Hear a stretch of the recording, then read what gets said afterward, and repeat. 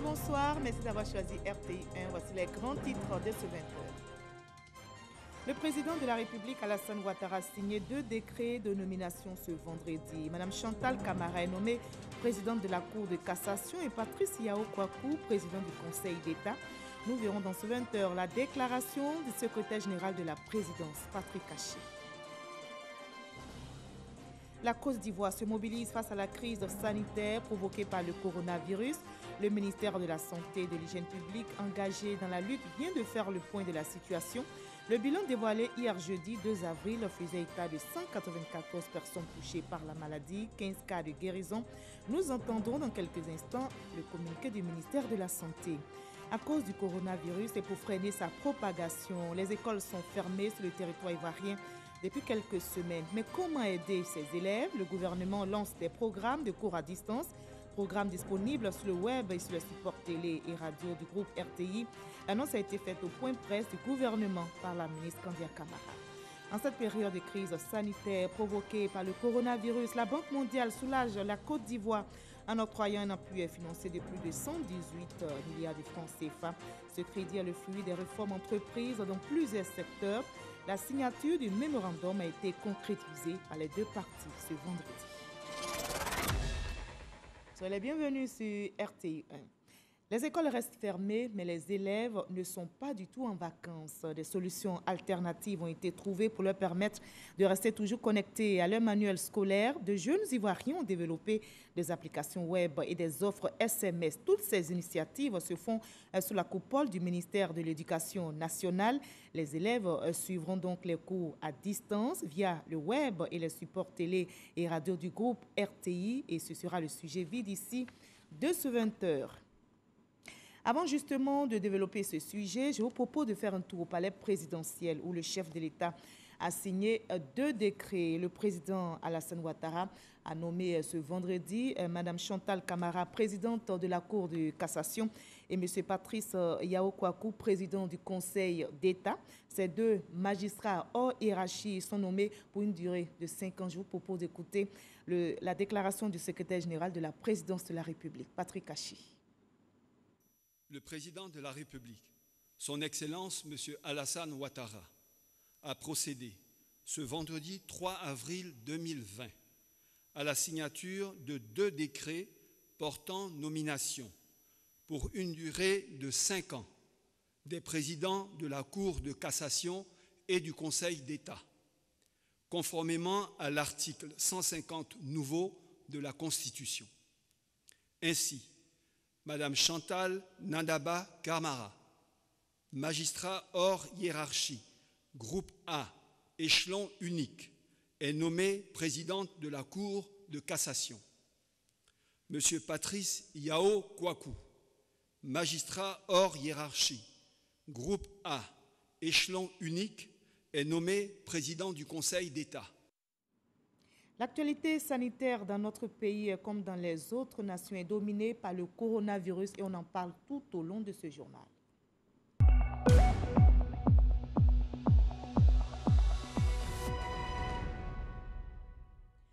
La Côte d'Ivoire se mobilise face à la crise sanitaire provoquée par le Covid-19. Le ministère de la Santé et de l'Hygiène publique, engagé dans la lutte, vient de faire justement le point de la situation. Et le bilan dévoilé aujourd'hui, vendredi 3 avril, fait état de 24 nouveaux cas enregistrés et 19 malades guéris. Le nombre de personnes contaminées en Côte d'Ivoire est monté à 218. Je vous propose d'écouter le ministère de la Santé et de l'Hygiène publique. Le ministère de la Santé et de l'Hygiène publique a enregistré ce vendredi 3 avril 2020 24 nouveaux cas d'infection à Covid-19 sur 226 échantillons prélevés, portant ainsi à 218 le nombre total de cas confirmés. Nous notons ce jour 218 cas confirmés, 19 guéris et 1 décès. La répartition de ces 24 cas se fait comme suit. 22 cas à Abidjan, dont la moitié à Marcory. 2 nouveaux cas à l'intérieur, notamment à Boaké et à Soubré. Abidjan demeure l'épicentre de l'épidémie à Covid-19 avec plus de 90% des cas. C'est pourquoi le ministère de la Santé et de l'Hygiène publique attire l'attention de la population sur l'importance du respect des décisions mises en place par le président de la République, en particulier celles relatives à l'autoconfinement et à l'interdiction des déplacements non autorisés entre Abidjan et l'intérieur du pays. Ces décisions ont pour but de limiter la propagation du virus. Par ailleurs, le ministère de la Santé tient à remercier très sincèrement le corps préfectoral et les forces de défense et de sécurité pour leur implication dans la lutte contre cette pandémie. Il faut rappeler que le Covid-19 est une maladie grave, mortelle et très contagieuse. Seules les mesures barrières demeurent efficaces pour limiter les contaminations. Devant l'apparition de signes tels que la toux, la fièvre et ou les difficultés respiratoires, il faut contacter de toute urgence les numéros gratuits suivants: le 143, le 101, le 125 et le 119. Le gouvernement, à travers le ministère de la Santé et de l'Hygiène publique, remercie et félicite tout le personnel de santé pour son dévouement et son professionnalisme dans la lutte contre cette pandémie. Voilà, c'était le point de la situation sanitaire en Côte d'Ivoire ce vendredi, point fait par le directeur général de la santé, professeur Mamadou Samba. 5 personnes, y compris des enfants issus d'une vague de 18 volontaires qui étaient confinés à l'INJS, Institut national de la jeunesse et des sports à Makori, sont déclarées négatives au Covid-19 ce vendredi. Ces personnes ont séjourné pendant 14 jours à l'INJS sous surveillance médicale et policière.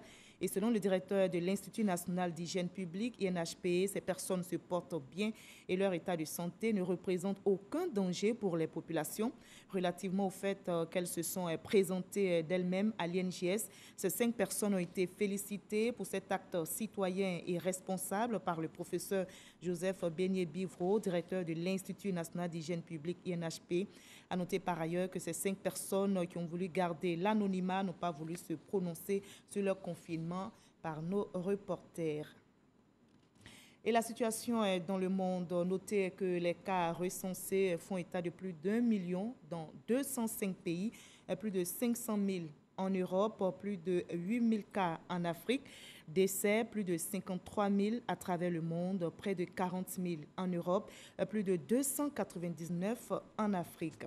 Situation en Afrique de l'Ouest. Burkina Faso, on dénombre 261 cas. Au Ghana, 204 cas. En Guinée, 55 cas.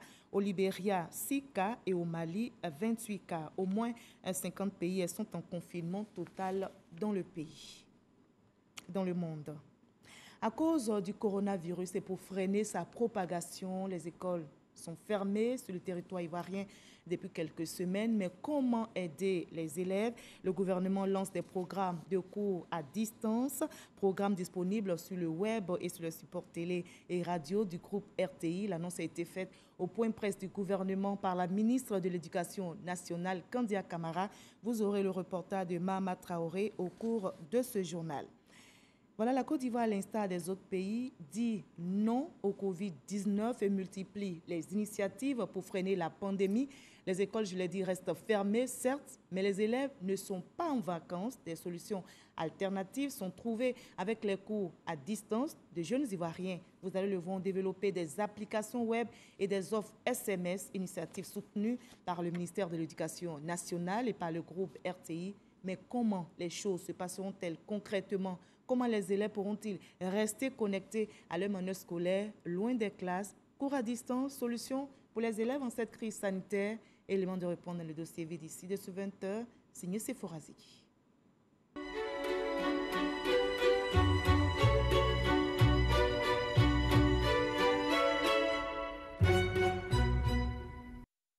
Riviera Golf, au 3e étage de ce bâtiment, une start-up spécialisée dans l'éducation. Ce matin, Christelle Hien remobilise son staff sur la stratégie à adopter pour repositionner ces 2 solutions. On avait prévu des spots radio et télé dont tu as pu vérifier tout ce qui est diffusion sur la RTI et sur la radio Côte d'Ivoire. Cette start-up évoluant dans l'éducation et les nouvelles technologies existe depuis 2 ans en Côte d'Ivoire.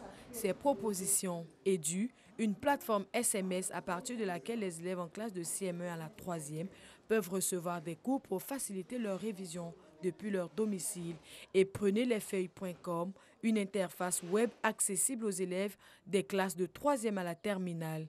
Des solutions inspirées du Kenya qui l'utilisent depuis des années avec succès. Donc lorsque l'enfant envoie ou le parent envoie EDU au 98 051, il reçoit automatiquement un message pour lui dire qu'il est bienvenu au service d'apprentissage et de révision. Il recevra en fait le cours qu'il choisit de réviser et à la suite du cours, il recevra un quiz. Avant la fermeture des établissements scolaires suite au Covid-19, cette plateforme accueillait 2000 abonnés. Aujourd'hui, ce sont plus de 20 000 abonnés qui utilisent ce service. L'utilisation de ces 2 plateformes est gratuite jusqu'au 8 avril. Plusieurs autres initiatives sont nées pour soutenir le ministère de l'Éducation nationale, de l'enseignement technique et de la formation professionnelle. Christelle n'est donc pas la seule à proposer des solutions alternatives à la fermeture des écoles. Cocody les 2 plateaux, Fondation Magic System. Ce groupe d'artistes zouglous, sensible à la situation des élèves, veut apporter sa contribution. L'idée est venue avec des jeunes informaticiens qui avaient nourri cette idée qui y a fort longtemps de pouvoir mettre cela en pratique. Et quand cette période, cette situation est venue s'imposer à nous, j'ai pensé à eux, on a eu à les appeler pour leur demander est-ce qu'on ne pouvait pas faire profiter à tous les élèves de Côte d'Ivoire de cette application-là. Avec l'appui de l'Union européenne, le mythique groupe Magic System a mis en place une plateforme web pour permettre aux élèves du CP1 à la terminale de ne pas décrocher. Vous allez voir, il y a des onglets qui indiquent chaque classe. Vous cliquez dessus, il y a des enseignants qui seront là, qui vont vous parler comme vos enseignants à l'école. Ça devient du coup, pour l'occasion, ça devient vos instituteurs, vos professeurs qui vont prodiguer des cours. On a fait de telle sorte que la pédagogie soit bien maîtrisée. Toutes ces initiatives qui visent à aider les élèves à être en contact continuel avec leurs livres et cahiers sont louables selon Béranger Ncho, enseignant-chercheur à l'université Jean-Laurent-Guédé de Daloa. Il émet tout de même des réserves. Toute solution a ses limites. Et l'une des limites, c'est d'abord l'accessibilité. Encore, il y a aussi des inégalités qui peuvent se créer. Alors, le parent qui ne maîtrise pas l'outil informatique, comment est-ce qu'il fait? Au niveau des SMS, alors, vous savez que les SMS sont limités à 160 caractères. Alors, quel contenu de cours on peut donner via SMS? Donc là, c'est un peu limité. Mais au niveau du web également, il y a la question de régulation ou de contrôle. Et justement, la ministre en charge de l'Éducation nationale en a tenu compte. Depuis l'annonce de la fermeture de l'école le 16 mars dernier, la tutelle multiplie les séances de travail pour tester de nouveaux programmes de formation à distance en vue d'assurer la continuité de l'école pour les plus de 5 millions d'élèves que compte la Côte d'Ivoire. Au nombre de ces solutions, le téléenseignement, un enseignement à distance par la télévision ou la radio. Un partenariat a donc été signé avec la RTI pour la diffusion de capsules contenant des cours donnés par des enseignants. Des cours via la télévision qui ne sont pas obligatoires selon Kandia Kamara. Ces cours sont fortement recommandés. Et c'est la raison pour laquelle je voudrais demander aux parents d'élèves de faire en sorte qu'aux horaires indiqués, leurs enfants soient soit devant la RTI, en train de regarder la première chaîne, la deuxième chaîne, ou en train d'écouter la radio, ou alors sur Internet pour suivre les cours en ligne. Cela est important parce que, comme nous avons dit, nous voulons assurer la continuité de l'apprentissage pour nos élèves. Le téléenseignement initié par le ministère de l'Éducation nationale, de l'enseignement technique et de la formation professionnelle sera effectif dès le 9 avril 2020 sur les antennes du groupe RTI. L'école est certes fermée, Mais les cahiers restent ouverts. Il est demandé aux élèves de Côte d'Ivoire de s'accommoder à ces nouveaux outils d'études en attendant la réouverture des classes. Voilà, comme vous l'avez vu, pour aider les élèves, le gouvernement a donc lancé les programmes de cours à distance. Programme, je rappelle, disponible sur le web et sur le support télé et radio du groupe RTI. L'annonce a été faite au cours d'un point de presse du gouvernement par la ministre de l'Éducation nationale, Kandia Camara. Le reportage est signé Mama Traoré. École fermée depuis le 17 mars dernier pour éviter la propagation de la maladie à coronavirus. Mais les livres et les cahiers restent ouverts. Avec l'appui de la radiodiffusion-télévision ivoirienne RTI et du web, le ministère de l'Éducation nationale lance des programmes de cours à distance. Ils seront disponibles en ligne dès ce lundi 6 avril et diffusés à la télé et à la radio à compter du jeudi 9 avril. Cette innovation vise à assurer la continuité de l'apprentissage. Les sites à consulter sont les sites du ministère de l'Éducation nationale, l'enseignement technique et la formation professionnelle. Le site www.facebook.com/éducation télé. Nous avons aussi deux plateformes, une pour l'enseignement général et la deuxième pour l'enseignement technique et la formation professionnelle. Donc, le site de l'enseignement général, c'est www.école-ci.online.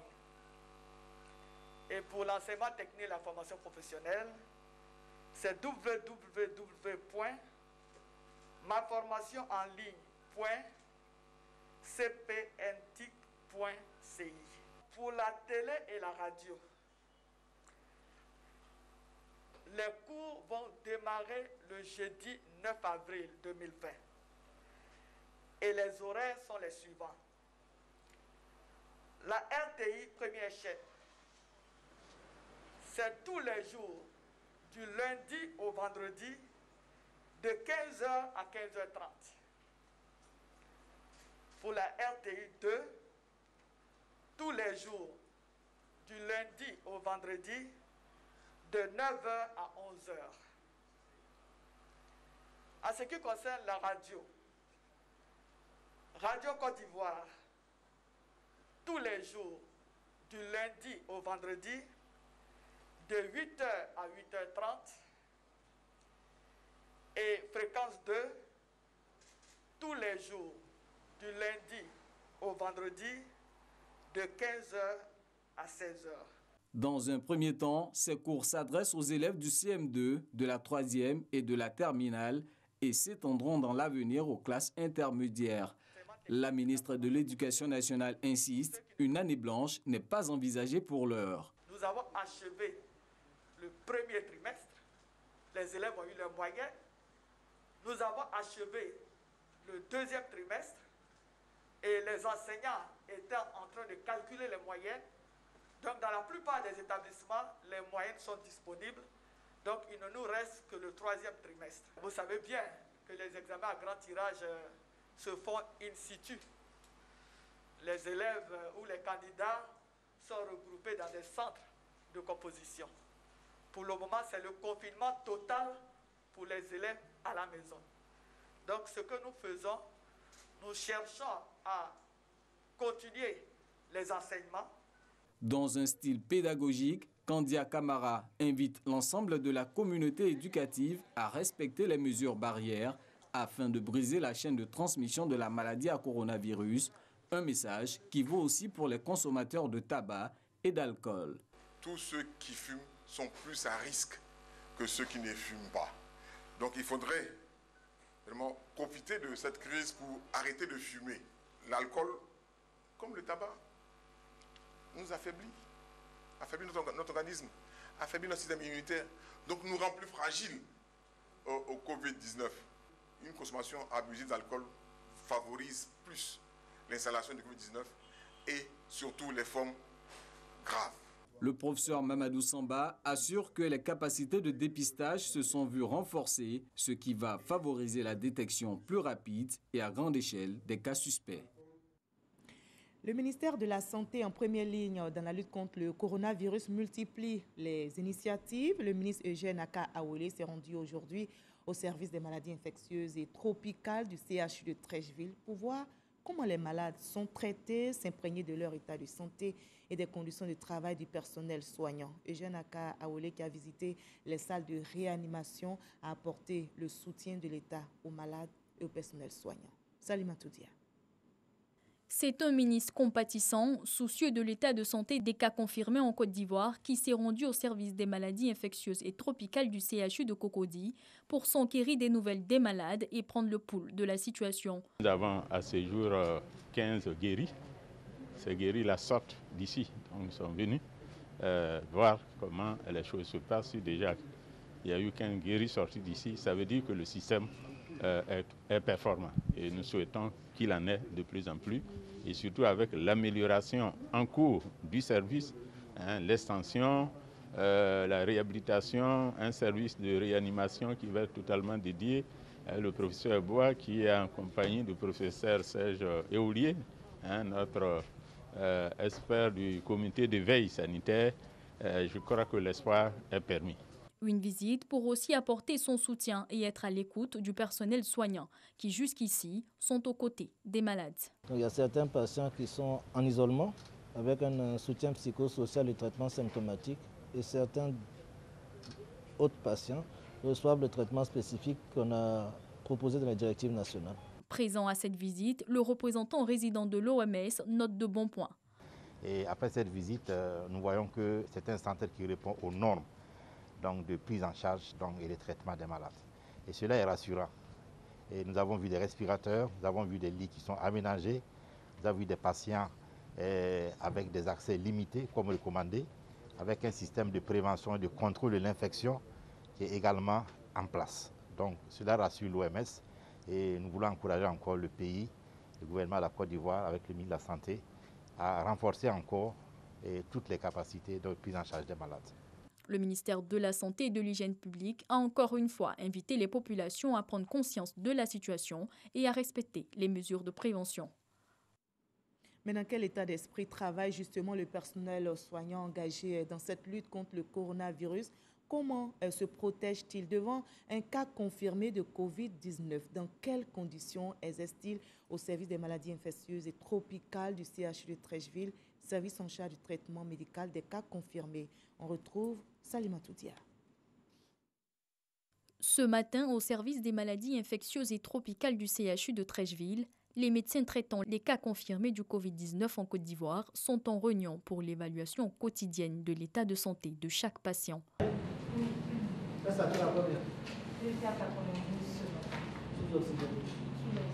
Des médecins au front dans la prise en charge médicale du Covid-19 en Côte d'Ivoire depuis l'annonce du premier cas confirmé le 11 mars dernier. On n'a aucun problème particulier. Qu'on soit en face d'un malade fortement suspect, d'un malade confirmé, on applique ce que nous savons faire, c'est-à-dire prendre en charge un patient, lui proposer les meilleurs soins possibles, aussi bien des soins médicaux que l'assistance psychologique et beaucoup de conseils par rapport à ce qu'il voit, la peur de décéder, la peur d'avoir des complications. Donc c'est notre rôle avec toute l'équipe. On les suit tous les jours et on décide pour certains de les hospitaliser, pour d'autres de les suivre à domicile tant qu'on sait qu'ils peuvent vraiment respecter des règles d'isolation. Le coronavirus, cette maladie contagieuse et mortelle, ne laisse guère sans crainte le personnel soignant en contact permanent avec les cas confirmés. On considère que le risque zéro n'existe pas et le risque est majeur avec toute personne avec laquelle on parle. Donc vous allez nous voir en permanence masqués. Une fois qu'on entre dans les zones à risque hautement épidémique, on change complètement. On laisse nos portables, tout ce que l'on a hors de la zone hautement épidémique. On s'habille en équipement de protection individuelle, nos chaussures, tout ça, et on va faire la visite aux patients. Donc on fait le maximum pour être protégé. Médecins, infirmiers, aides-soignants, garçons de salle, environ une centaine de membres de l'équipe du SMIT se sont engagés à servir leur pays face à l'ennemi de l'humanité. Je les ai tous réunis, je leur ai dit, on va prendre en charge des patients atteints de Covid. Qui ne veut pas rester avec nos maladies infectieuses, je ne vous reprocherai rien. Il n'y a eu aucun refus. Nous avons par contre fait sortir certains qui sont fragiles. Les femmes enceintes, les nourrices, on les a fait sortir. Honnêtement, le personnel est vraiment impliqué. Avec une répartition des rôles qui est bien établie, on a la chance d'avoir des étudiants en médecine qui sont venus se joindre à nous, qu'on a formés. Et cette motivation spontanée ne peut que nous rassurer. Les médecins rassurent, les moyens sont mis à leur disposition pour effectuer leur mission. On a pratiquement tous les moyens, aussi bien en termes de d'autres protections, parce que la priorité aussi c'est notre protection. Il ne faut pas qu'on pense qu'on peut aller voir les patients, qu'on s'expose. On insiste sur notre protection. Du point de vue de la prise en charge des soignants, vous l'avez vu au staff, j'ai demandé un point, tout est réuni et la gratuité est respectée, tel que c'est précisé dans le décret du président. On a même les moyens logistiques, aussi mis en véhicule qu'en chauffeur pour pouvoir nous transposer. Vous avez dû voir au staff, nos équipes d'intervention rapide sortent. Elles vont aussi au VITIB pour voir les patients pas graves qui sont hospitalisés. Donc franchement, au plan des moyens, la réponse y est. Le gouvernement nous soutient énormément, ainsi que les partenaires au développement. 15 cas de guérison et un décès à ce jour. L'espoir de vaincre le coronavirus en Côte d'Ivoire est permis avec un personnel médical dévoué. Et voilà, face donc au coronavirus, cet ennemi de l'humanité, tout le monde se mobilise, vous l'avez vu avec le personnel soignant. Il en est de même de la Banque mondiale qui vient de soulager notre pays en octroyant un appui financier de plus de 118 milliards de francs CFA. Et ce crédit est le fruit des réformes entreprises dans plusieurs secteurs. La signature du mémorandum a été concrétisée entre le ministère de l'Économie et des Finances et la directrice des opérations du groupe de la Banque mondiale. Mamadou Kwasi. Une bouffée d'oxygène pour l'économie nationale en cette période de pandémie de la maladie à coronavirus. Plus de 118 milliards de francs CFA sont mis à la disposition de la Côte d'Ivoire par la Banque mondiale. Un crédit d'appui aux réformes entreprises par la Côte d'Ivoire dans divers secteurs d'activité, notamment l'agroforesterie et dans la lutte contre le travail des enfants dans la cacaoculture. Avec ce financement, la Côte d'Ivoire doit établir des normes pour une production de cacao durable et faciliter l'intégration de l'énergie solaire sur le réseau électrique. Certes, l'économie ivoirienne a enregistré une forte croissance ces dernières années, mais certains ont moins d'opportunités pour toutes sortes de raisons, et donc il y a besoin d'établir un filet social. Cette crise du Covid met aussi en évidence le besoin d'avoir un large système de filets sociaux pour soutenir les plus vulnérables, qu'ils soient dans le monde rural ou en milieu urbain. L'adoption et le développement d'un registre social est une première étape importante pour établir un tel système national. Et nous sommes dès lors très heureux de pouvoir soutenir le gouvernement. La crise sanitaire a un impact sur l'économie nationale. Le gouvernement a donc élaboré, sous la haute direction de M. le Premier ministre, un plan de soutien économique, sanitaire, social et humanitaire. Je voudrais donc saisir cette tribune pour inviter le groupe de la Banque mondiale ainsi que les autres partenaires techniques et financiers à accélérer la mise à disposition des appuis que le gouvernement a sollicités dans le cadre de la mise en œuvre des différents plans que je viens de mentionner. Il s'agit aussi, à travers ce crédit de plus de 118 milliards de francs CFA, d'accompagner la Côte d'Ivoire dans la mise en place d'un système de traçabilité du cacao, du producteur au consommateur. Et le groupe de la Banque mondiale ne s'arrête pas là. Le groupe vole au secours des pays africains, de tous les pays africains touchés par la pandémie. L'institution financière internationale mobilisera une aide rapide d'un montant de 14 milliards de dollars, soit environ 8 000 milliards de francs CFA, afin de renforcer l'action des pays africains touchés par le coronavirus. Elle vise donc à accélérer la vitesse de rétablissement. Notez que cet appui immédiat de la Banque mondiale comprend des financements ainsi que des conseils et une assistance technique destinée à aider les pays confrontés aux conséquences sanitaires et économiques de cette pandémie. Ici en Côte d'Ivoire, 700 jeunes vont bientôt investir le terrain et les réseaux sociaux pour sensibiliser les populations sur la maladie à coronavirus dans le cadre d'un concept appelé le vrai son. L'initiative est du ministère de la Promotion de la Jeunesse et de l'Emploi des Jeunes pour lutter efficacement contre cette pandémie en mettant fin aux rumeurs. Le reportage de Franck Quadio. 700 jeunes Ivoiriens bientôt au front contre le coronavirus. Le concept qui va les réunir s'appelle le vrai son. Une initiative du ministère de la Promotion de la Jeunesse et de l'Emploi des Jeunes avec le soutien de l'UNICEF et de l'UNFPA pour porter partout dans toute la Côte d'Ivoire la vraie information sur la maladie du nouveau coronavirus et faire taire les rumeurs appelées communément les faux sons. Les faux sons, c'est de croire que quand on est jeune, on ne peut pas avoir le coronavirus. Les faux sons, c'est de croire que les feuilles de Nîmes peuvent permettre donc de soigner le coronavirus. Le vrai son, c'est ce que le ministre de la Santé vient de dire, le coronavirus n'épargne personne, il faut être rigoureux, il faut respecter toutes les consignes qui ont été données. Il s'agit de notre modeste contribution, je parle de mon département ministériel, à l'initiative nationale qui a été lancée par le gouvernement. Information utile sur la maladie à coronavirus à Covid-19, reconnaissance des fake news. Ce sont les 2 modules dispensés aux 700 volontaires engagés aux côtés du ministère de la Promotion de la Jeunesse et de l'Emploi des Jeunes. Initiative à laquelle prendront part des célébrités. Une initiative d'ailleurs saluée par le ministre de la Santé et de l'Hygiène publique présent au lancement des activités. Aujourd'hui, l'autre aspect important, c'est les moyens de communication, de sensibilisation. Tous ces jeunes qui ne girent que par les réseaux sociaux, il faut aller sur leur propre terrain et leur donner les bonnes informations. Cela passe par la formation, par la sensibilisation. Rappelons que 500 volontaires sur les 700 vont exercer sur les réseaux sociaux et les 200 autres sur le terrain avec l'appui du ministère de la Santé et de l'Hygiène publique, lancé le 2 avril. Ceux qui voudraient participer à cette campagne sont appelés à s'inscrire sur le site du ministère de la Promotion de la Jeunesse et de l'Emploi des Jeunes. Rappelons que la salle qui a servi de cadre au lancement du concept Le Vrai Son a été désinfectée quelques heures auparavant. Voilà, le bon son, la bonne information, c'est justement sur RTI 1. Le district d'Abidjan présente son plan d'action contre la pandémie du coronavirus. Plus de 700 millions de francs CFA dégagés pour apporter la réplique à ce virus mortel. Le gouverneur Robert Begré-Mambé a donné les grandes articulations en présence de quelques membres du gouvernement, comme nous le rapporte Serge Coléa. Le district d'Abidjan déploie les grands moyens. Plus de 719 millions de francs CFA dégagés pour freiner la pandémie du coronavirus en Côte d'Ivoire. Les actions vont s'articuler autour de 4 grands axes. Le volet social va coûter 299 millions de francs CFA. Les dons et appuis aux différents villages et organisations de santé vont coûter plus de 362 millions de francs CFA. Quant à la désinfection dans les villages, les marchés, les gares, les lieux de culte, elle revient à 35 880 000 francs CFA.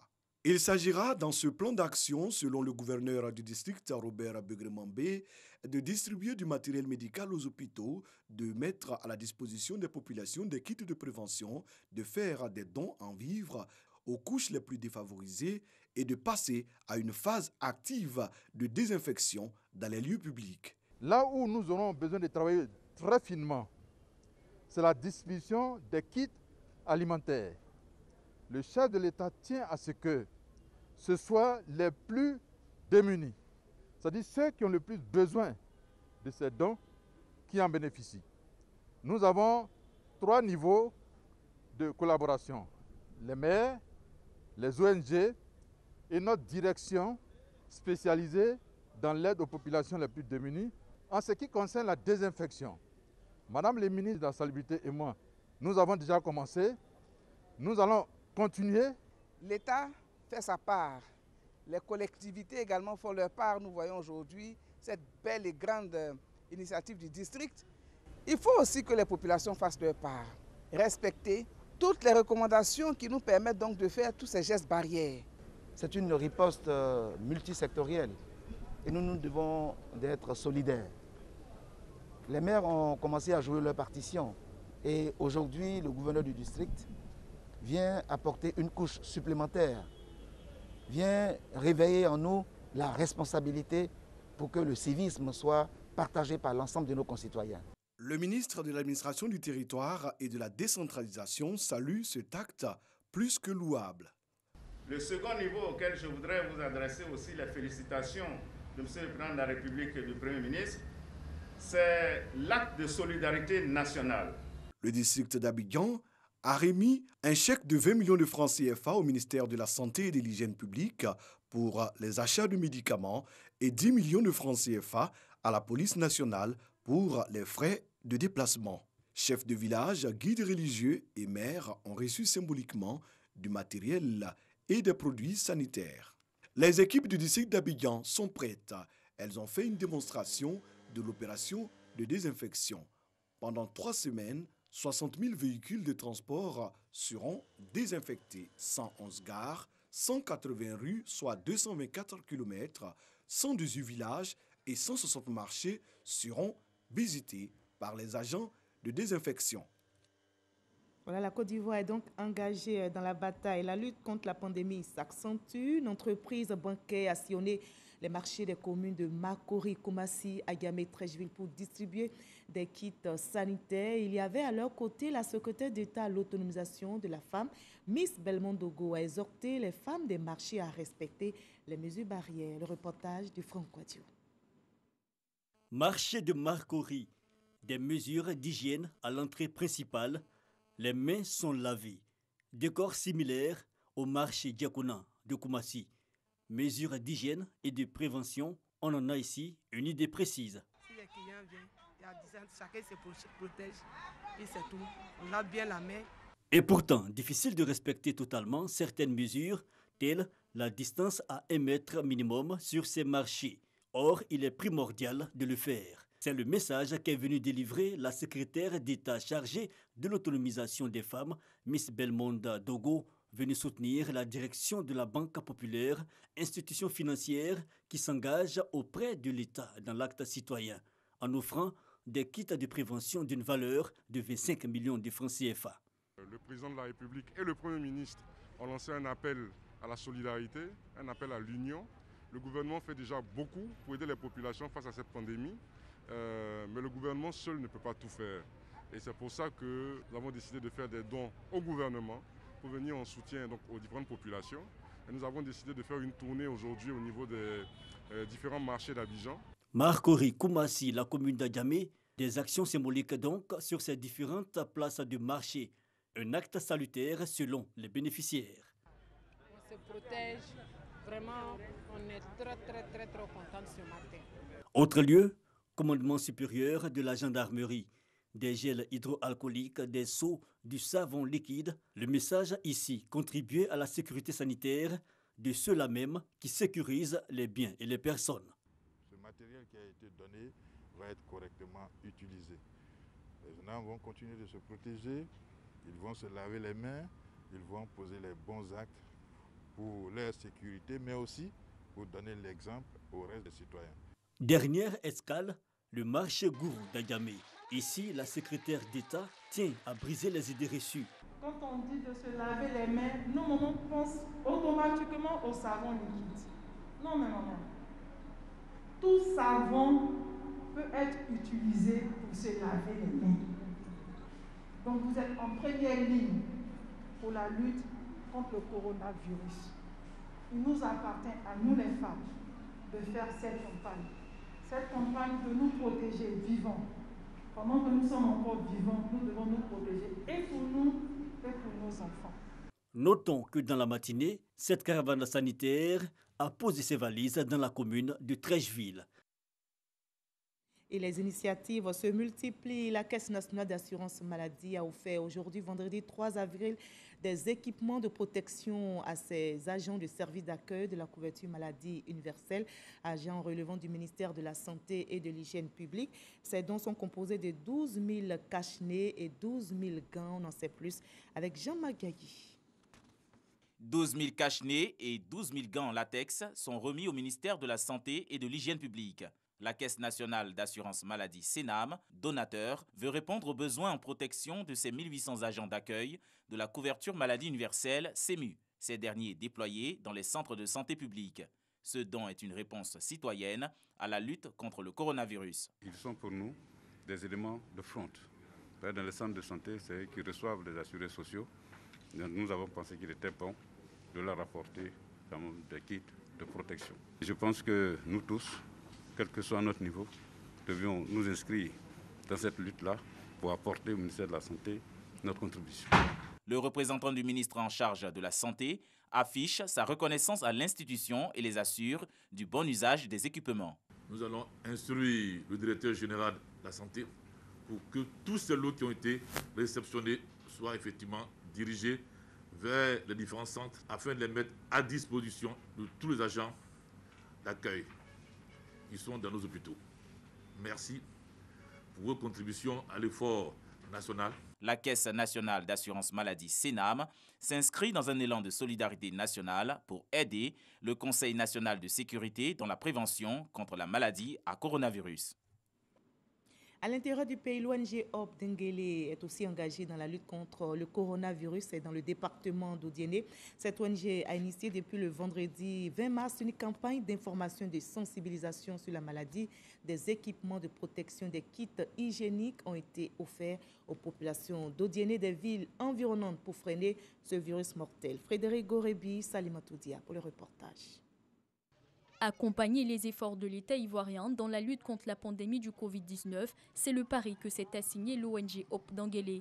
Pour contribuer à la sensibilisation sur la maladie, elle a initié depuis le vendredi 20 mars dans les lieux accueillants du monde à Odjéné et dans les villes environnantes une campagne d'information fiable et factuelle en faveur des populations. Nous remercions l'ONG Hope Dengele pour penser aux autorités à la gendarmerie dans le cadre de la lutte et de la sensibilisation contre le coronavirus. Ce geste que Hope Dengele a fait, on ne finira pas de le remercier parce que c'est un geste salvateur.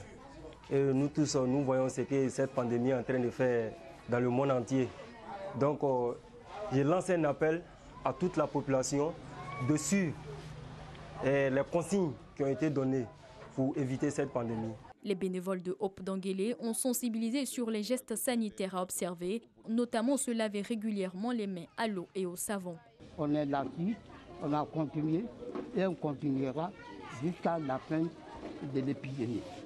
Nous souhaitons aujourd'hui, dans toute la Côte d'Ivoire, que Odjéné soit un exemple. C'est-à-dire, jusqu'à la fin de la pandémie, Odjéné, il n'y a ni de mort, ni de maladie. C'est mon souhait aujourd'hui. Et c'est dans cette optique que je suis en train de continuer la sensibilisation. Du savon, des flacons de gel hydroalcoolique, plus de 1000 masques et gants de protection et divers équipements ont été offerts aux populations d'Odjéné au nom d'Ousmane Touré, président de l'ONG Hope Dengele. Voilà, l'élan de solidarité se renforce donc en cette crise sanitaire. La mutuelle des personnels du ministère de l'Éducation nationale et de l'enseignement technique a offert plusieurs kits de lavage de mains aux délégations régionales. Ce geste du conseil d'administration vise à protéger le personnel de l'Éducation nationale. Le reportage est signé Konaté Moussa. La mutuelle des personnels du ministère de l'Éducation nationale et de l'enseignement technique offre du matériel de lavage des mains à ses 36 présidents régionaux et chefs d'agence. Il s'agit pour le conseil d'administration du MUPMENETSI de soutenir les efforts du gouvernement dans la prévention du coronavirus. La mutuelle des personnels de l'éducation nationale et de l'enseignement technique de Côte d'Ivoire, en abrégé MUPMENETSI, dont le ministère de tutelle regorge la plus grande partie des fonctionnaires de Côte d'Ivoire, a ainsi décidé de mettre à la disposition de ses 36 présidents régionaux et chefs d'agence un don de plusieurs kits et de dispositifs de lavage des mains. Cette action de la MUPMENETSI vise à mettre les personnels du ministère de l'Éducation nationale à l'abri du coronavirus afin que, dès la reprise des cours, les animateurs du système éducatif ivoirien soient tous présents à leurs différents postes et surtout en bonne santé. La mutuelle des personnels du ministère de l'Éducation nationale et de l'enseignement technique invite l'ensemble de ses membres au respect des mesures de protection pour éviter la propagation de la pandémie. Le commandant supérieur de la gendarmerie nationale était dans le sud-ouest du pays, précisément à Tabou. L'un des postes de la gendarmerie a été la cible d'individus armés non identifiés, une attaque qui a coûté malheureusement la vie à un gendarme. Le témoignage d'Abou Sanogo. Dans la nuit du mercredi 25 au jeudi 26 mars dernier, l'un des postes avancés de la gendarmerie nationale situé à proximité du pont Yaka, à 5 km de Tabou, a été attaqué par des individus armés non identifiés. Attaque qui a occasionné la mort d'un gendarme. Le général de division Alexandre Apalotouré, commandant supérieur de la gendarmerie nationale, s'y est rendu pour s'enquérir sur place des conditions dans lesquelles ces événements se sont déroulés. Il a su trouver les justes mots pour réconforter ces hommes et maintenir haut leur morale. Il n'a pas manqué de les féliciter pour tout le travail qu'ils abattent quotidiennement, souvent dans des conditions difficiles, pour le bien-être des populations. Il a appelé ces hommes à être solidaires et exemplaires au cours de leurs différents services. Le commandant supérieur de la gendarmerie a profité de sa présence dans la corne du sud-ouest ivoirien pour vérifier le dispositif de sécurité. de même que celui mis en place dans le cadre de la lutte contre le coronavirus Covid-19. Il a instruit ses hommes à respecter et faire respecter les vigoureuses mesures prises par le gouvernement. Notons qu'en route pour Tabou, le général de division Alexandra Palo Touré a visité les unités de San Pedro, Cramberebi, Meagui, Soubré, Kanyoa, Divo et Tiassali. Outre la vérification du dispositif mis en place, le général Alexandra Palo Touré a exhorté ses hommes au respect des mesures barrières prises par le gouvernement dans le cadre de la lutte contre le coronavirus.